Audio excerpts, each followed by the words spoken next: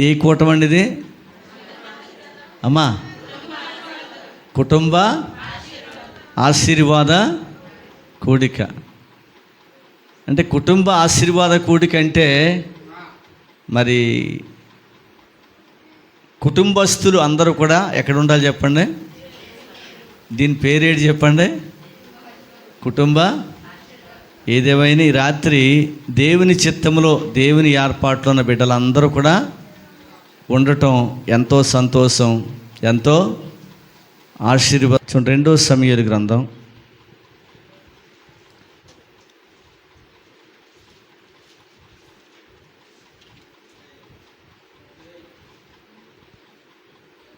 7వ అధ్యాయము 28, 29 వచనాలు. యెహోవా నా ప్రభువా, మేలు దయచేయుదునని నీవు నీ దాసుడువనైనా నాకు సెలవిచ్చుచున్నావే.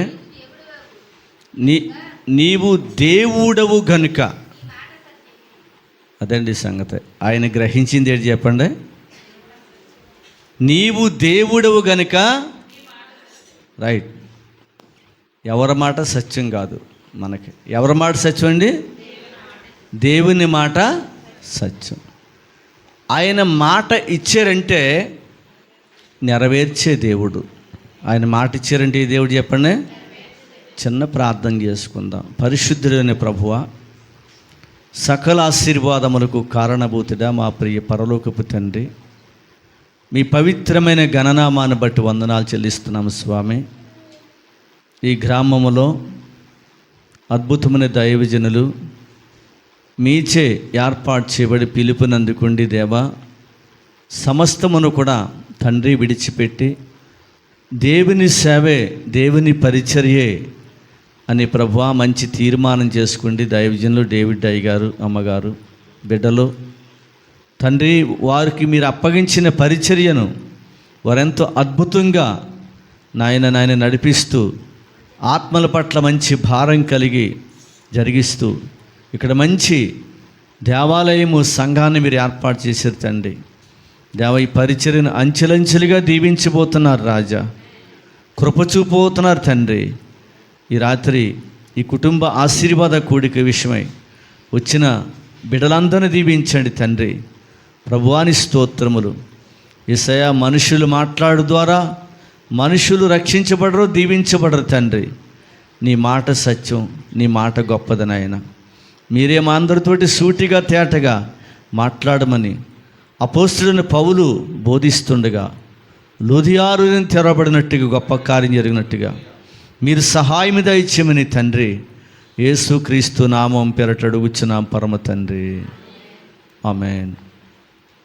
దేవునికి స్తోత్రం. ఇంకా చదవండి అమ్మా. దేవుని మాట ఎటువంటిదంట? సత్యం. దయచేసి నీ దాసుడనైన నా కుటుంబము నిత్యము నీ సన్నిధిని ఉండినట్లుగా దానిని ఎక్కడున్నట్టుగానంటండి? దేవుని సన్నిధిని ఉండినట్టుగా దానిని ఆశీర్వదించుము. అయిపోయిందమ్మా. వచనం ఇంకా ఉందా? యెహోవా నా ప్రభువా, నీవు సెలవిచ్చున్నావు, నీ ఆశీర్వాదము నుండి నా కుటుంబము నిత్యము ఆశీర్వదించబడును గాక. ఎంత గొప్ప ఆ వచనమండి అది! ఎంత గొప్ప ఆశీర్వాదకరమైన మాట అండి అది. నిజమే ప్రియమని దేవుని బిడ్డారా, ఈ కూటము, ఈ ప్రార్థన ఎందుకంటే కుటుంబాలు దీవించబడాలి. ఏం చేయబడాలండి? కుటుంబాలు ఆస్వాదించబడాలి. దేవుని స్తోత్రం. కుటుంబాలు దీవించబడితే, కుటుంబాలు ఆస్వాదించబడితే దేవునికి మహిమే కదండి. దేవునికి మహిమే కదా. దేవునికి మహిమ, మనకు కూడా సంతోషము, సమాధానము కలుగుతుందండి. కుటుంబాలు ఆస్వాదించబడాలంటే కుటుంబాలతో సహితము కనీసం వారంలో జరిగే, నెలలో జరిగే కొన్ని ప్రార్థనలు ఉంటాయి మందిరములో, సంఘములో. సంఘ బిడ్డలందరూ కూడా ఎక్కడ ఉండాలండి? దేవుని సన్నిధిలో ఉండాలి.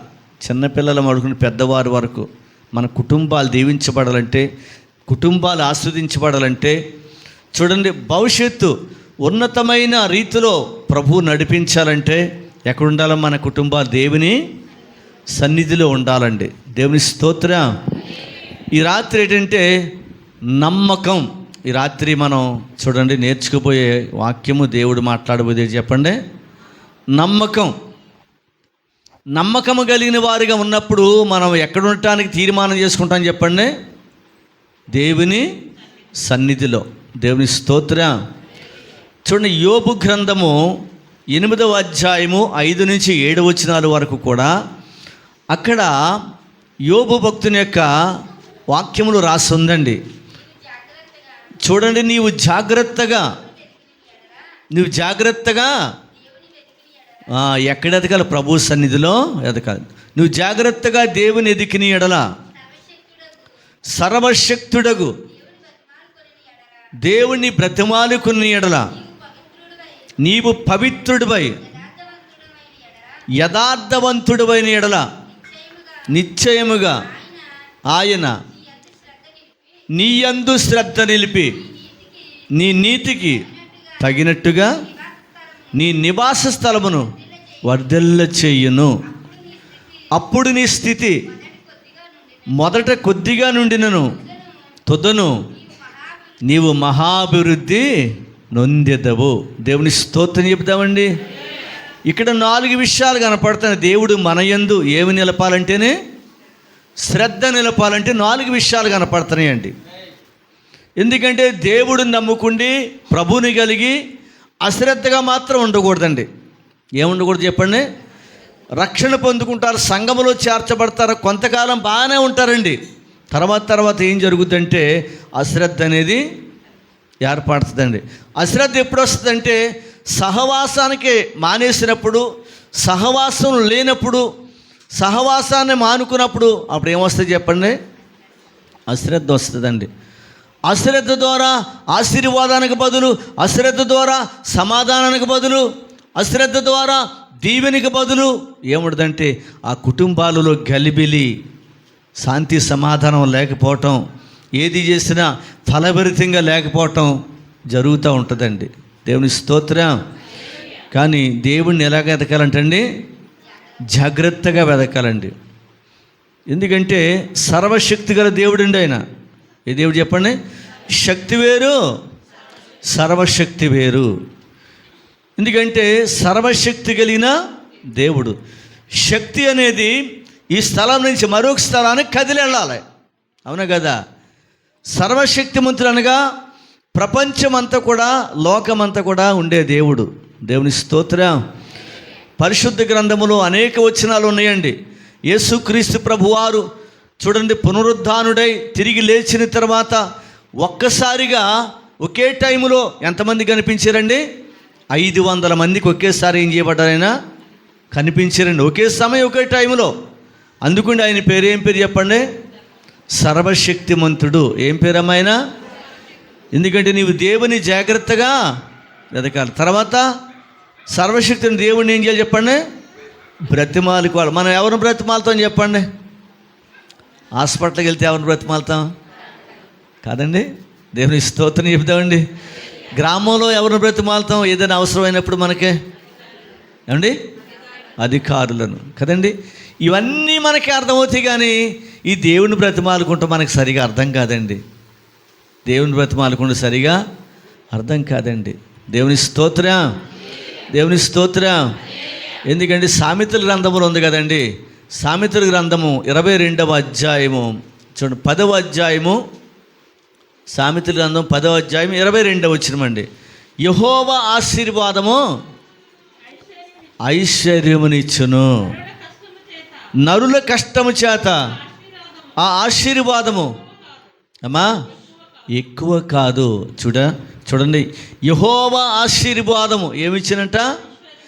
దాని గురించే ఈ కూడిక దైవ సేవకులు పరిశుద్ధాత్మ ప్రేరేపణతో దేవుడు బయలుపరిచిన విధానాన్ని బట్టి ఈ కూడిక జరిగించడం జరుగుతుందండి. ఎందుకంటే యెహోవా ఆశీర్వాదము ఏమిచ్చినట్టండి? ఐశ్వర్యమునిచ్చును. అది నేను చూశానండి. మీరు చూసి ఉంటారు, దేవుని స్తోత్రం. దైవజనులు చూసి ఉంటారు, మనం అందరం చూసి ఉంటామండి. అయితే కొంతమందికి అర్థం కాదండి ఇంకాను. యెహోవా ఆశీర్వాదము, ఇదే కూటమిది కుటుంబ ఆశీర్వాద కూడిక మనం వింటా ఉన్నామండి. ఎందుకంటే వాక్యం వింటున్నప్పుడే మనం ఏం చేయబడతాం, పరిశుద్ధపరచబడతాం, దీవించబడుతుంటాం.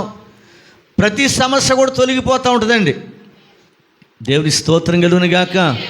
ఎందుకంటే దేవుని మాట ఎటువంటిది చెప్పండి, సత్యం. దేవుని మాట ఎటువంటిదండి, సత్యం. ప్రపంచంలో లోకములు అనేక మంది ఉన్నారండి కదండి, కానీ దేవుడు మనల్ని కనిపెడతా ఉంటాడండి. ఏం చేస్తుంటాడు చెప్పండి. చాలామంది అంటుంటారండి, నన్ను కంట కనిపెడితే బాగుంటుంది మరి అని చెప్పి అంటుంటాం. మనుషులుగానే మన అవసరాలను బట్టి కొంతమందిని, పెద్దలను, మన కుటుంబంలో ఉన్న వారిని కూడా.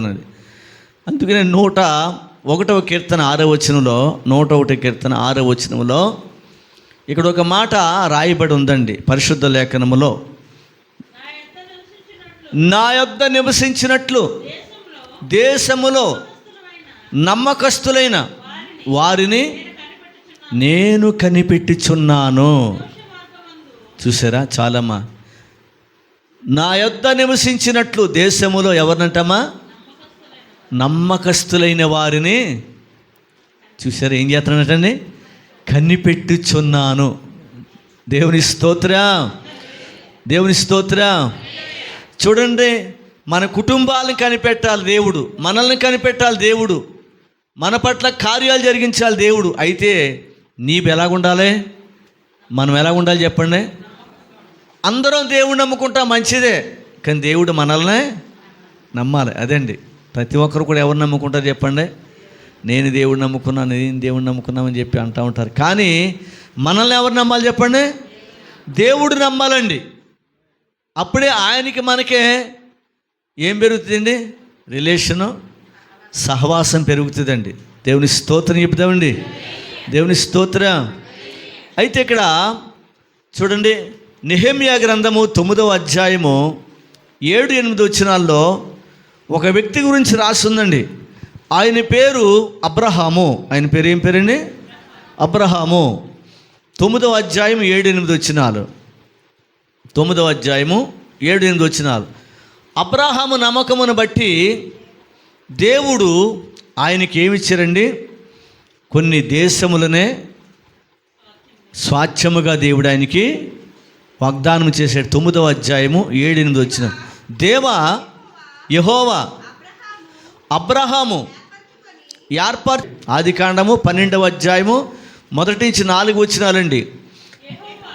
దేవుడు అబ్రహాముతో మాట్లాడుతుంటాడండి.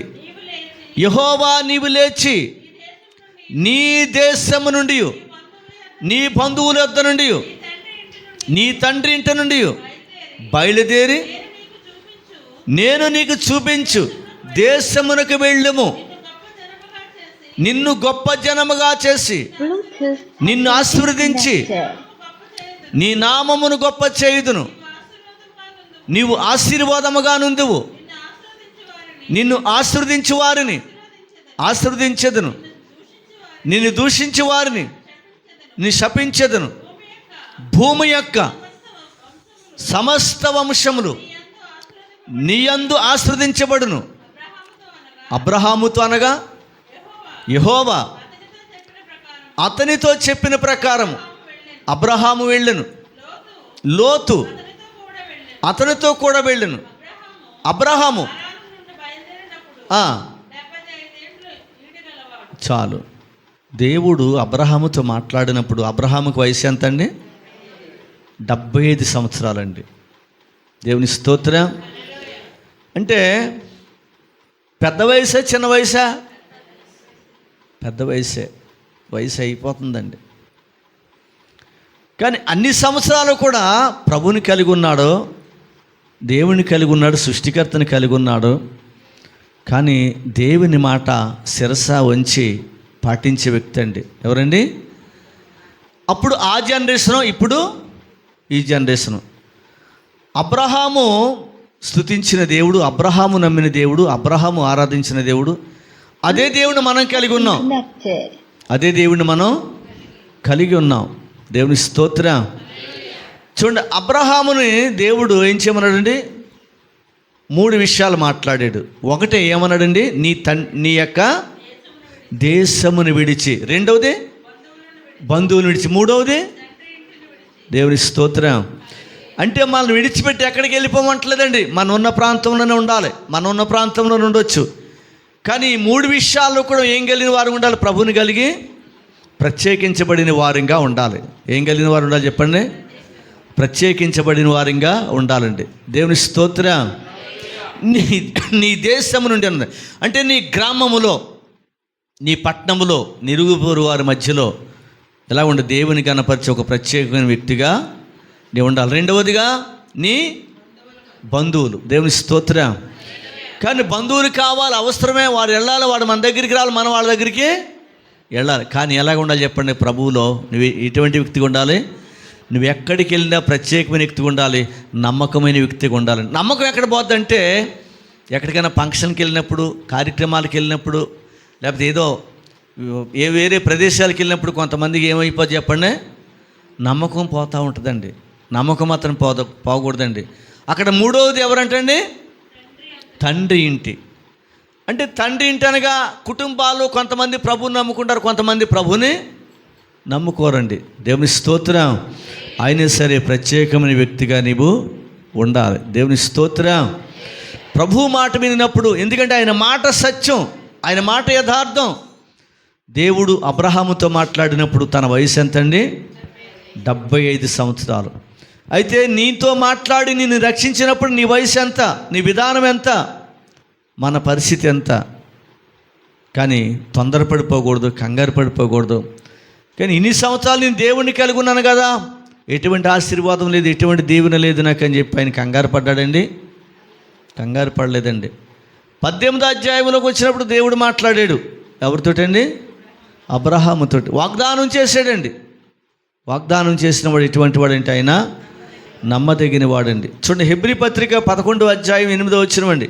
హెబ్రీ పత్రిక 11వ అధ్యాయం 8వ వచనంలో హెబ్రీ గ్రంథకర్త కూడా అక్కడ రాస్తూ ఉన్నాడండి, రాశాడు అక్కడ. ఎందుకంటే అబ్రహాము ఏం చేయబడ్డాడంటే దేవుని పిలుపుకి ఏం చేయబడ్డాడండి? అతను లోబడిన వాడు. 11వ అధ్యాయం 8వ వచనం. అబ్రహాము పిలువబడినప్పుడు విశ్వాసమును బట్టి ఆ పిలుపుకు లోబడి తాను స్వాస్థ్యముగా పొందనయున్న ప్రదేశమునకు బయలు వెళ్ళెను. మరియు ఎక్కడికి వెళ్ళవలను అది ఎరుగక బయలు వెళ్ళెను. విశ్వాసమును బట్టి అతడును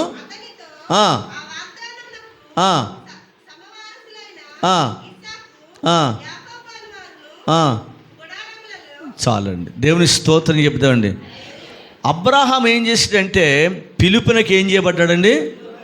లోబడతాం అంటే చెప్పండి, విధేయత చూపించుట. చూసారా? అసలు ఎవరు లోబడతారు చెప్పండి? చిన్నపిల్లలు ఏం చేస్తారండి? లోబడరా? చిన్నపిల్లలకు తెలియదు కదా, కల్మషం ఉండదండి వారికి. అంటే దేవునికి లోబడే విధానంలో మనం ఉండాలంటే ఎలాంటి మనసు కలిగి ఉండాలి చెప్పండి?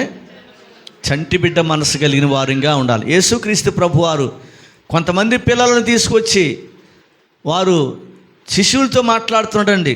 ఇలాంటి చిన్న బిడ్డల వంటి మనసు కలిగి ఉంటేనే తప్ప మీరు ఎక్కడికి చేరలేరు అన్నాడండి. ఆయన పరలోక రాజ్యము చేరలేరు అన్నాడండి. దేవుని స్తోత్రం కలుగును గాక. దేవుని స్తోత్రం. చూడండి, ద్వితీయోపదేశకాండము 6వ అధ్యాయము 25వ వచనంలో ఒక మాట రాసి ఉంటుంది. ద్వితీయోపదేశకాండం 6వ అధ్యాయము 25వ వచనం అండి. ఎందుకంటే కొన్ని ఆజ్ఞలు ఉన్నాయి. ఎన్ని ఆజ్ఞలు ఉన్నాయి చెప్పండి? దేవుడైన యెహోవా మోషేను సీనాయి కొండ మీదకి రమ్మని చెప్పి దేవుడు అక్కడ మాట్లాడాడు, మండుచున్న అగ్నిలో నుంచి.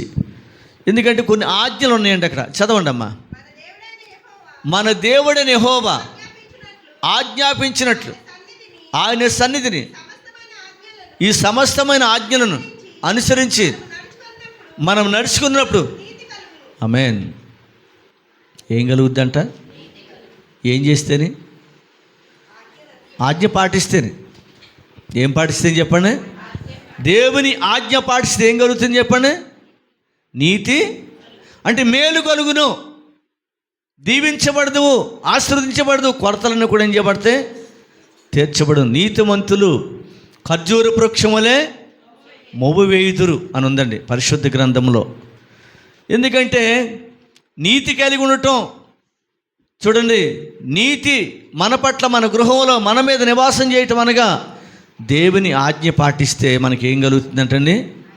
నీతి కలుగును. దేవుని ఆజ్ఞ పాటిస్తే మనకేం కలుగుతుందండి?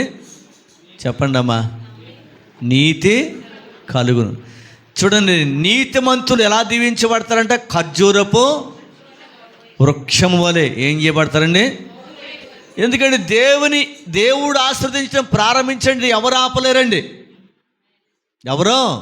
ఎవరు తరం కూడా కదండి, ఎవరు ఆపలేరండి దేవుడు ఆశీర్వదించడం ప్రారంభిస్తే.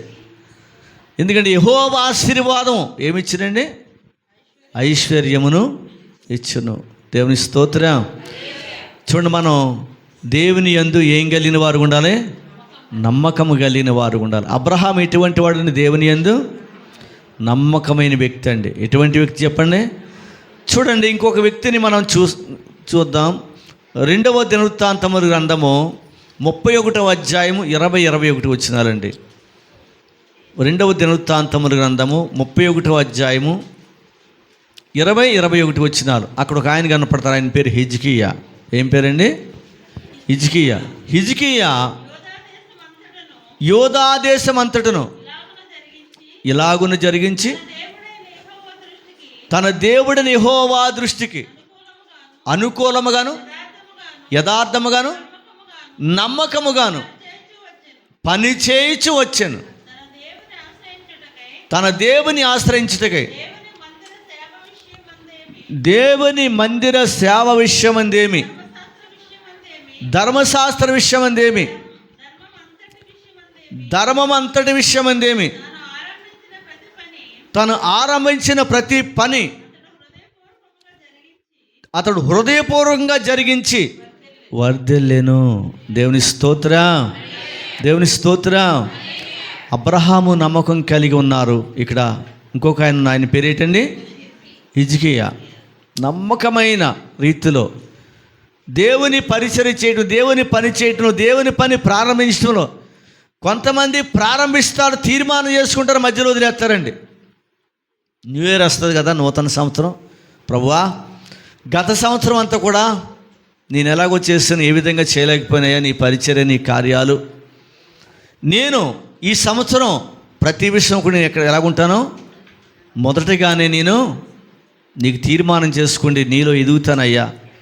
అయ్యా, నీ మందిర పరిచర్య విషయంలో, సంఘ పరిచర్య విషయంలో నేను మొట్టమొదటిగానే నా స్థానాన్ని నేను తీర్మానం చేసుకుంటాను ప్రభువా అని చెప్పి అనుకుంటారో మధ్యలో ఏం చేస్తారు చెప్పండి? విడిచిపెట్టేస్తూ ఉంటారండి. దేవుని స్తోత్రం. నువ్వేదైతే చూడండి తీర్మానం చేసుకుని ఏదైతే ప్రతిష్ఠించుకున్నావో దానిని ఏం చేయకూడదు చెప్పండి? విడిచిపెట్టకూడదండి, మానకూడదండి. దేవుని స్తోత్రం. మందిర పరిచర్య చేయటం, లేక ఎవరైనా వెనకబడిపోతుంటే వారిని ప్రభు సన్నిధికి నడిపించటం, ప్రార్థన చేయటం.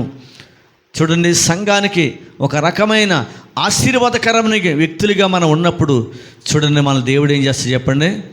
దీవిస్తాడు, ఆశీర్వదిస్తాడండి. నమ్మిన వారు గట్టిగా దేవుని స్తోత్రం చెబుతామండి, దేవుని స్తోత్రం చెబుతామండి. ఇక్కడ నాతో వచ్చారండి మా చిన్నాన్నగారు, సంఘంలో చాలా అద్భుతమైన వ్యక్తి అండి ఆయన. వారి ఫ్యామిలీ, వారి కుటుంబం కూడానండి. ఎందుకంటే మీరు కూడా ఆ విధంగానే సంఘములో సన్నిధిలో ఎదుగుతూ ఉంటారండి.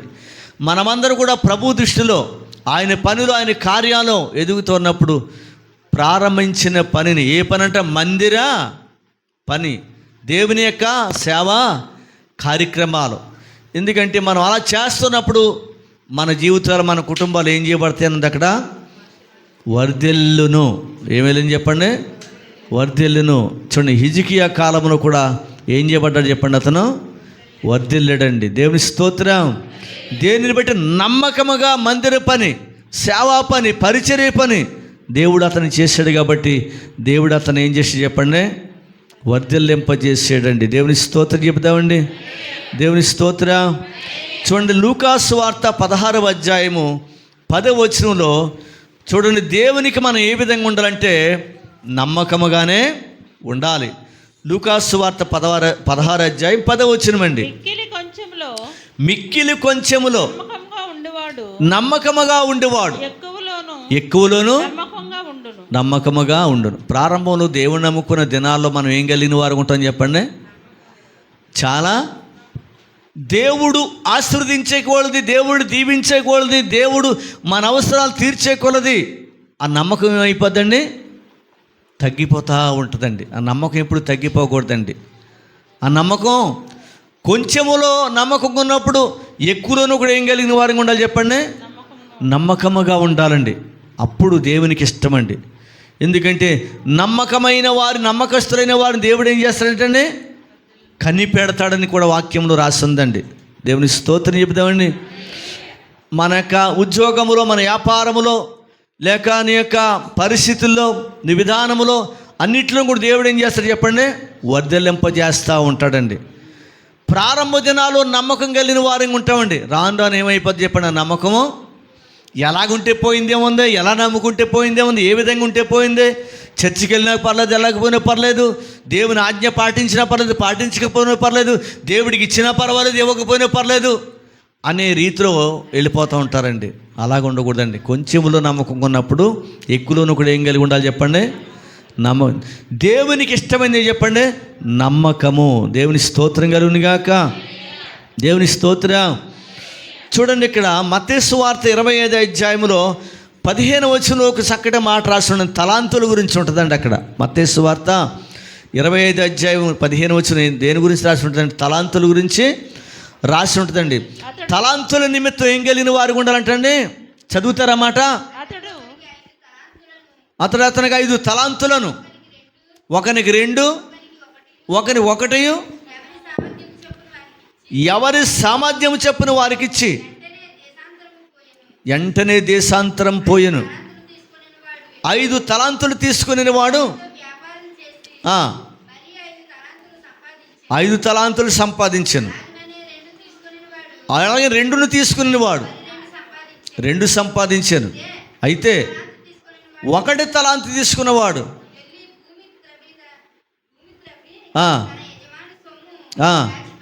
లోతుగా గొయ్యి తీసేసి ఒక బట్టతో చుట్టేసి దాన్ని ఏం చేసినట్టు లోపలికి వేసి ఏం చేసినట్టండి? కప్పెట్టేసినట్టండి మట్టితోటి. దేవుని స్తోత్రం చెబుతామండి. ఎందుకంటే అభివృద్ధిలోనికి రావాలి తప్ప ఎక్కడున్నో వారు అక్కడ ఉండిపోకూడదండి. ఇది నాకెందుకులే అనుకోకూడదండి. ఎవరో చేస్తారో, ఎవరో చెందుతారు అనే విధానాలు ఉండకూడదండి. దేవుడి పనులు, దేవుడి కార్యాల విషయంలో తలాంతులు అనగా దేవుడు ఏ తలాంతులు అయితే ఇచ్చాడు? పాటలు పాడే తలాంతు, పరిచర్య చేసే తలాంతు, అనేకులను ప్రోత్సహించి ప్రభు సన్నిధికి నడిపించే తలాంతు, చాలా ఉంటాయండి. పరిచర్య చేసే తలాంతు ఎన్నో ఉంటాయి. తలాంతులు అంటేనండి. దేవుని స్తోత్రం చెబుతామండి. కొంతమంది సంఘంలో పాటలు పాడుతా మానేస్తారండి. పరిచర్య చేస్తా మానేస్తారండి. దేవుడికి ప్రారంభంలో చాలా అద్భుతంగా చూడండి 10వ భాగం తీసి ఇస్తారండి. చేస్తా ఏం చేస్తారు చెప్పండి?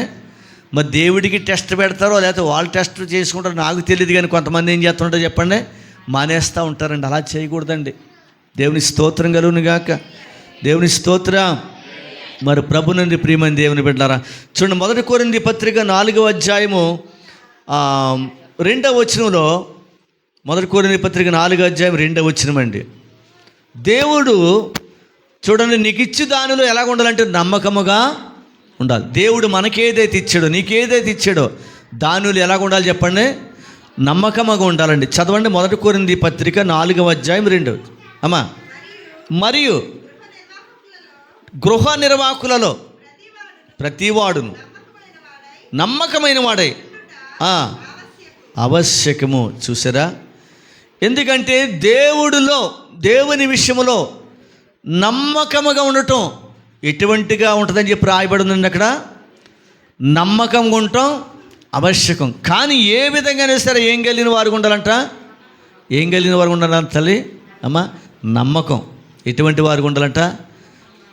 ఒక పాప ఉంటుందండి. ఆమె చూడండి, ఈ రోజుల్లో చదువులు చదవాలంటే ఎంత డబ్బు ఖర్చు పెడుతున్నారా అమ్మా? కాన్వెంట్లకి, కాలేజీలకి ఎంత ఫీజులు కడుతున్నారండి. ఎందుకంటే తల్లిదండ్రులు వారి కొన్నా లేకపోయినా తిన్నా తినకపోయినా పిల్లల భవిష్యత్తు బాగోవాలని చెప్పి ఏం చేస్తారు చెప్పండి, చదివిస్తామని. ఈ పిల్లలు ఏం చేస్తున్నారు, కొంతమంది చదువుతున్నారు, కొంతమంది చదువుతులేదండి. అయితే ఆ అమ్మాయి మా సంఘంలో ఒక పాప అద్భుతంగా చదివిందండి. కానీ దేవునిలో చాలా ఫస్ట్ ఉంటుందండి ఆవిడ, అన్ని విషయాల్లో కూడా చాలా విధేయురాలండి. అసలు ఈవిడ ఎలా నేర్చుకుంది, ఎక్కడి ఏ విధంగా నేర్చుకుంది, దేవుడు ఏ విధంగా నేర్పాడు అనిపిస్తుంది మాకు. నాకేంటి సంఘానికి ఏంటండి, స్కూల్లో 10th క్లాస్ ఫస్ట్ వచ్చిందండి ఆవిడ. మండలంలో 2వ వ్యక్తి అండి ఆవిడ, మండలానికి మొత్తం మీద. ఆవిడికి కడప జిల్లాలో 888 సీట్ వచ్చిందండి ఆవిడకి. 6 సంవత్సరాలు ఫ్రీగా చదవటం, తర్వాత ఆవిడకి జాబు రావటం. దేవుడి స్తోత్రం చెబుతామండి. అంటే ఒకరిని దీవించలా దేవుడు. చెప్పండి అమ్మా, చదువుకుంటున్నారా మీరు? మనిషిరా చదువుకుంటున్నారా? దేవుడు సాయం చేస్తాడమ్మా, దేవుడు కృప చూపుతాడమ్మా. దేవుని స్తోత్రం చెబుతామండి. మీ బాబుల్ని, మీ పాపల్ని, మీ కుటుంబాలను దేవుడు ఏం చేస్తాడండి, తప్పనిసరిగా దీవిస్తాడండి. ఇదే కూటమి అంటే కుటుంబ, మీ వ్యాపారాలను, మీ వ్యవసాయములను, మీ పాడి పంటలను, మీ చేసే వర్క్ ఏదైనా సరే ప్రభు తప్పనిసరిగా ఏం చేస్తారు చెప్పండి. కానీ ఒకటే, మనం ఏం కలిగిన వారు ఉండాలి, దేవునికి నమ్మకం. ఏం కలిగిన వాళ్ళు చెప్పండి, నమ్మకంగా కొనసాగుతున్నప్పుడే ఏదో ఆటంకాలు వస్తుంటాయి, ఏదో సమస్యలు వస్తుంటాయండి. కానీ వాటన్నిటిని అధిగమించి ఆయనలో మనం ఏం కలిగిన వారు ఉండాలండి, నమ్మకం. అబ్రహాం ఏం కలిగిన వాడుకున్నాడు చెప్పండి, నమ్మకం కలిగిన వాడుకున్నాడండి. హిజ్కియా ఏం కలిగిన వాడుకున్నాడండి, నమ్మకం కలిగిన వాడుకున్నాడండి. యేసు ప్రభు వారు కూడా కొన్ని ఉపమానాలు చెప్పాడండి. ఇందులో కొంచెములో తక్కువ నమ్మకం, ఎక్కువలో కూడా ఏం కలిగిన వాడు ఉంటాడంట, నమ్మకము. దేవుని స్తోత్రం కలుగును గాక. చూడండి, దానియేలు గ్రంథము 6వ అధ్యాయము 4వ వచనం అండి. దానియేలు గ్రంథము 6వ అధ్యాయము 4వ వచనం. దానియేలు విషయంలో కూడా అద్భుతమైన మాట రాసి ఉంటుందండి. దానియేలు నమ్మకస్తుడు ఏ విషయంలోనంటే ప్రార్థనలో నమ్మకస్తుడండి. 6వ అధ్యాయము 4వ వచనం. అందుకు ప్రధానులను, అధిపతులను, రాజ్యపాలన విషయంలో దానియేలు మీద ఏదైనా ఒక నిందన మోపవాలని ఉండి తగిన హేతువు కనిపెట్టుచుండిరి. కానీ దానియేలు నమ్మకస్తుడే, ఏ నేరమైనను ఏ తప్పైనను చేయువాడు కాడు గనుక దానియేలులో తప్పైనను లోపమైనను. ఆమేన్. నమ్మకమైన వారిని పాడు చేయటం కానీ, నమ్మకమైన వారిని ఇబ్బంది పెడతాం కానీ ఎవరి తరం కూడా కాదండి. దేవుని స్తోత్రం చెప్తామండి. కానీ నమ్మకముగా నిలబడే టైంలో సమస్యలు ఎదురవుతాయి, శోధనలు ఎదురవుతాయి, కష్టాలు ఎదురవుతాయి. కానీ ఏం చేయాలి చెప్పండి, నిలబడాలి. నిలబడినప్పుడు విజయం ఉంటుందండి, ఆశీర్వాదం ఉంటుందండి, దీవెన ఉంటుందండి. దేవుని స్తోత్రం చెప్తామండి. దేవుని స్తోత్రం. దానియేలు వలె ఏం కలిగిన వారు ఉండాలి చెప్పండి, ప్రార్థనలో నమ్మకం కలిగిన వారు ఉండాలండి. దానియేలుకి తెలుసు ఆయనకి శ్రమ ఉందని, సమస్య ఉందని, ప్రాణహాని ఉందని కూడా ఆయనకి తెలుసండి. అయినా సరే ఆయన చూడండి, ఎందులో నమ్మకం తగ్గిపోలేదండి, ప్రార్థనలో దేవునిలో ఏం తగ్గిపోలేదు చెప్పండి, నమ్మకం తగ్గిపోలేదండి. అందుకండి దానియేలును దేవుడు ఏం చేసి చెప్పండి, విడిపించాడు, కాపాడాడండి. దేవుని స్తోత్రం చెప్తామండి. దేవుని స్తోత్రం. చూడండి, ఇక్కడ హెబ్రీ పత్రిక 3వ అధ్యాయం 2వ వచనం. హెబ్రీ పత్రిక 3వ అధ్యాయము 2వ వచనం అండి. నేను వాక్యం మనం ముగించుకుందామండి త్వరగానే. మనం దేవుని ఇల్లంతటిలో మోషే నమ్మకముగా ఉండినట్లు ఈయన కూడా చాలు. చూడండి, మోషే ఇటువంటి వాడు అంటండి, ఎందులోనూ దేవుని ఇల్లంతట్లో. దేవుని ఇల్లు ఏదేది, దేహమే దేవుని ఆలయం. దేవుని ఇల్లేది మనమేనమ్మా దేవుని ఇల్లు. ఇంట్లో దేవుడు ఉంటే మన కుటుంబాలు, మన జీవితాలు ఫలభరితంగా ఉంటాయండి. మనం చేసే ప్రతి అడుగు, మనం చేసే ప్రతి ఆలోచన అది ఎలా ఉంటుందంటే ఆశీర్వాదకరంగా ఉంటుందండి. దేవుడే మోషే గురించి మంచి సాక్ష్యం కూడా చెప్పారండి. ఆయన సంఖ్యాకాండం 12వ అధ్యాయంలో సంఖ్యాకాండం 12వ అధ్యాయము ఒక చక్కటి మాట రాసి ఉంటుంది. 8వ వచనంలో రాసి ఉంటుందండి. ఎందుకంటే మోసేకు ఒక కుటుంబం ఉందండి. అక్క ఉంది, అన్నయ్య ఉన్నారండి. ఎవరంటే అహరోను, మిరియాము. చూడండి 8వ వచనం చదవండి. అతడు నా ఇల్లంతటిలో నమ్మకమైన వాడు, నేను గూఢభావములతో కాదు, దర్శనమిచ్చి ముఖాముఖిగా అతనితో మాట్లాడుదును. అతడు యెహోవా స్వరూపమును నిదానించి చూచును. చాలా అటువంటి కృప, అటువంటి బ్లెస్సింగ్స్, అటువంటి స్వతంత్రం దేవుడు ఎవరికి ఇచ్చారు చెప్పండి? మోషేకు. ఎందుకని? మోషే ఎటువంటి వాడు చెప్పండి? నమ్మకమైన వాడు. మోషే చిన్నోడేం కదండి. ఎందుకంటే రాజ దర్బారులో పెరిగిన వాడు, ఆ దినాల్లో మంచి యూనివర్సిటీలో విద్యాభ్యాసమును పొంది మంచి చదువుకున్న వ్యక్తి అండి. ఎవరండి? మోషే. కానీ వాటన్నిటిని విడిచి దేవుని కోసం ఎలా జీవించాడు చెప్పండి? అతను నమ్మకంగా జీవించాడండి. ఇంచుమించు 6 లక్షల మందిని, అంటే లెక్కల ప్రకారంగా 20 లక్షల మంది ఉంటారండి, అంతమందిని నడిపించిన వ్యక్తి అండి. ఎవరనగా ఈ మోషే. దేవుని స్తోత్రం కలుగును గాక. మోషే గురించి చూడండి, మనుషులు కాదు కానీ సాక్ష్యం చెప్తాం. సాక్షాత్తు సాక్ష్యం చెప్పిన వ్యక్తి ఎవరండి? దేవుడే సాక్ష్యం చెప్పాడండి. నీ నమ్మకాన్ని బట్టి, మన నమ్మకాన్ని బట్టి ఎవరు సాక్ష్యం చెప్పాలి? దేవుడే సాక్ష్యం చెప్పాలండి. దేవుని స్తోత్రం. కనుక అటువంటి నమ్మకం కలిగిన వ్యక్తిగా నీవు ఉండాలి. దేవుని స్తోత్రం, దేవుని స్తోత్రం. చూడండి ఎఫెసీ పత్రిక 6వ అధ్యాయము 21 వచనమండి. ఎఫెసీలకు రాసిన పత్రిక 6వ అధ్యాయము 21వ వచనంలో ఇక్కడ అపోస్తలుడైన పౌలు కాలంలో ఆయన పరిచర్య చేసిన దినాలలో చూడండి, ఒక వ్యక్తి ఉన్నారండి. ఆయన పేరు తుకీకు. చదవండమ్మా. మీరును నా క్షేమ సమాచారం అంతా తెలుసుకున్నట్లు ప్రభువునందు నమ్మకమైన పరిచారకుడినైన తుకీకు నా సంగతులను తెలియచేయును. అతను ఎటువంటి వాడు అంటే ప్రభువునందు చూడు నమ్మకమైన పరిచారకుడు.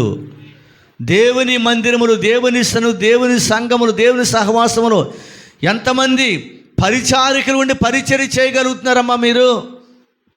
దేవుని స్తోత్రం. చూడండి, దేవుని గ్రంథముల పేరు రాయబడి ఉందండి ఇక్కడ. చూడండి, మన పేరులు చూడండి, దేవుని జీవ గ్రంథములు ఏం చేయబడుతుంది చెప్పండి? సహకారుల పేరు ఎందులో రాయబడుతుంది చెప్పండి? జీవ గ్రంథములో రాయబడి చెప్పి ఫిలిప్పీ పత్రికలు 4వ అధ్యాయంలో రాయబడి ఉందండి. దేవుని స్తోత్రం కలుగును గాక. దేవుని స్తోత్రం. చూడండి, లూకాసు వార్త 6వ అధ్యాయం 38వ వచనం అండి. లూకాసు వార్త 6వ అధ్యాయము 38వ వచనం. క్షమించుడి, మీరు క్షమింపబడుదురు. ఇయ్యుడి. చాలండి. మనుషులకి ఇస్తే మనుషులు మనకి ఎవరో కూడా మనకి మళ్ళీ తిరిగి ఇవ్వరండి. ఎవరికి ఇవ్వాలి మనం?